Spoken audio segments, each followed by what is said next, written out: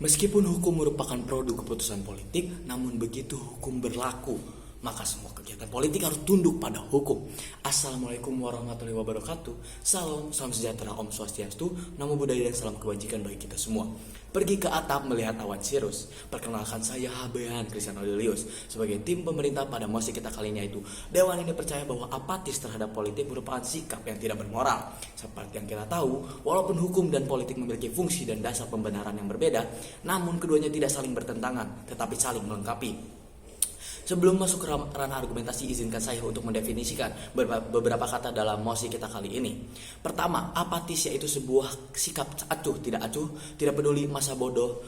Lalu yang kedua ada politik, adalah pengetahuan mengenai ketatanegaraan atau kenegaraan dan proses pembentukan dalam masyarakat yang antara lain berwujud proses pembuatan keputusan khususnya dalam negara. Lalu yang ketiga ialah moral, yaitu baik buruk yang diterima umum mengenai perbuatan, sikap, kewajiban dan sebagainya.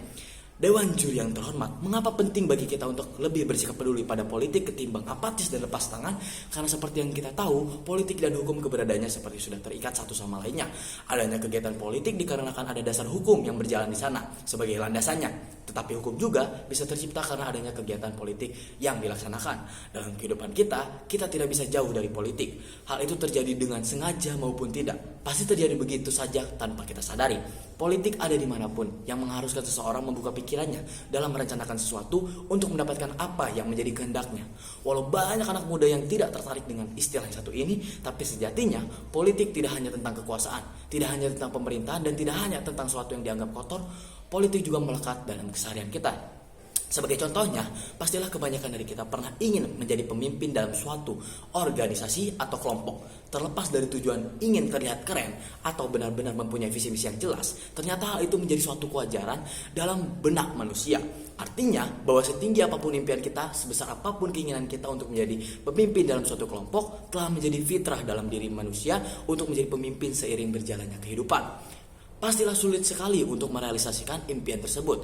Di samping besarnya beban dan tanggung jawab seseorang pemimpin, tidak hanya satu orang yang menginginkan posisi tersebut. Sedangkan kursi hanya diperuntukkan untuk satu orang saja, dan hanya satu oranglah yang berhak mendapatkan kursi tersebut. Proses perebutan kursi tersebut yang dinamakan siasat politik. Seperti yang saya katakan, masih banyak anak muda yang tidak tertarik dengan politik. Mungkin mereka begitu karena politik terlalu rumit atau muak dengan segala yang berbau politik di negara ini, karena politik dianggap sebagai hal yang tidak bisa dibersihkan lagi. Tetapi faktanya ilmu politik adalah ilmu yang sangat penting untuk dipelajari karena pada kenyataannya kita tidak bisa lepas dari politik, dan politik akan terus hidup menjadi salah satu faktor penting untuk menjalani kehidupan di negara. Kita sebagai warga negara yang baik dan bijak tidak lagi seharusnya menganggap remeh politik, serta bisa mengerti segala hal yang ada pada ilmu tersebut dengan memahami pula dunia politik. Lalu apa itu politik dan bagaimana ilmu tersebut masuk ke dalam keseharian kita? Jadi peduli pada politik mencerminkan lingkungan kehidupan kita. Maka seharusnya kita bisa lebih peduli dan berpartisipasi dalam dunia politik. Tidak harus selalu menjadi bagiannya.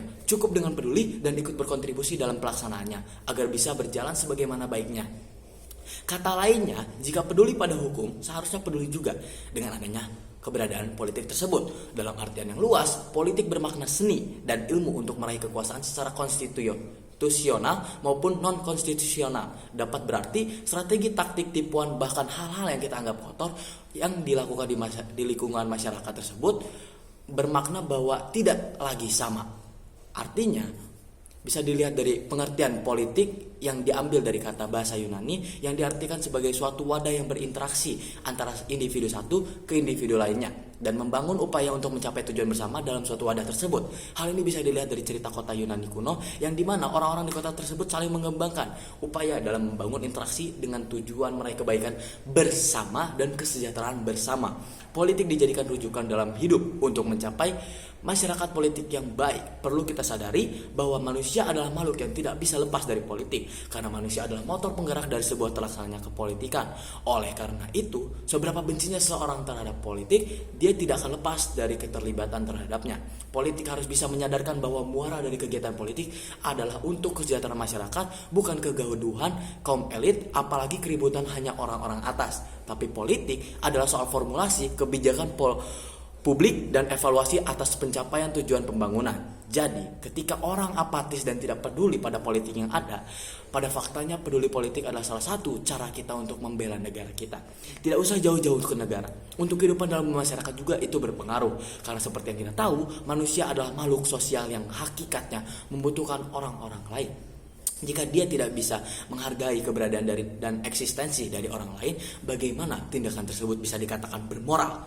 Peran politik bagi masyarakat diantaranya adalah dapat membentuk masyarakat yang mandiri dan kritis, mendorong masyarakat yang sadar politik, serta meminimalkan konflik yang di tengah masyarakat. Dengan adanya hal ini, maka tentu bisa kita tahu bahwa politik bisa menjadi strategi dalam meminimalkan konflik yang ada pada masyarakat. Jadi kaitannya peduli pada politik tidak terpaku pada negara saja, tetapi orang-orang di sekitar kita yang membutuhkan kepedulian dan simpati empati kita.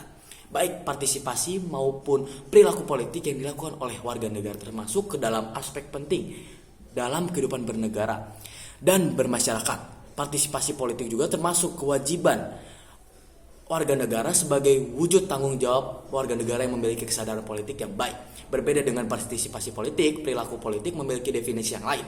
Bahwasanya perilaku politik merupakan salah satu unsur atau aspek perilaku secara umum. Perilaku politik meliputi tanggapan internal seperti persepsi, sikap, orientasi, dan keyakinan serta tindakan-tindakan nyata seperti pemberian suara, protes, lobby, dan sebagainya. Secara rinci mengenai perilaku politik yang berarti tindakan-tindakan sebagai bagian dari peran formal seseorang dalam organisasi yang mempengaruhi distribusi sumber daya atau mempengaruhi kegiatan organisasi. Partisipasi dan perilaku politik tentu harus berjalan berlandaskan pada nilai dan norma yang berlaku. Partisipasi dan perilaku politik tersebut dapat kita pelajari dan pahami untuk meningkatkan kesadaran politik dalam diri tiap warga negara sehingga kehidupan dapat berjalan dengan baik. Kita tidak lagi membutuhkan orang-orang pintar. Yang kita perlukan sekarang adalah orang-orang yang peduli terhadap sesama. Jadi saya sebagai tim pemerintah dengan tegas setuju pada mosi kita kali ini, yaitu Dewan ini percaya bahwa apatis terhadap politik merupakan sikap yang tidak bermoral. Karena kepedulian kita hari ini akan memberikan perbedaan yang berarti pada masa depan. Sekian pemaparan argumen dari saya. Terima kasih. Wassalamualaikum warahmatullahi wabarakatuh.